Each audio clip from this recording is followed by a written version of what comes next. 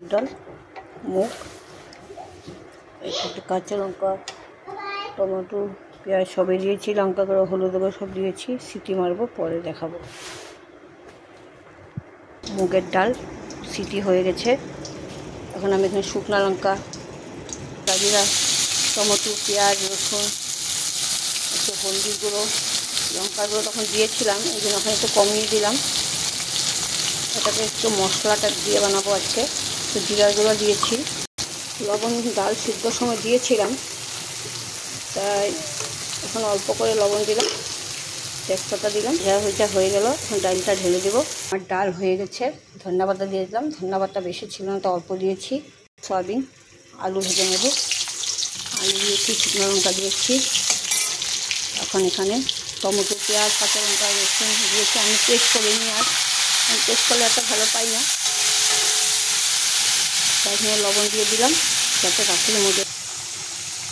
হলদি দিয়ে দিলাম, লঙ্কা গুঁড়ো দিয়েছিলাম, লবণ দিয়েছিলাম, এখন আর লাগবে। সয়াবিনটা দিয়ে দেবো। মশলা কষিয়ে মেথি দিয়ে দিলাম,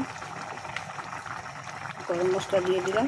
ধন্যবাদ থাকতে দেবেন, না থাকলে তো আমি নাই, আজ দেইনি তাই। সয়াবিন আর মুগের ডাল হয়ে গেছে, ধুয়ে রেখেছিলাম, ভেজে নেব।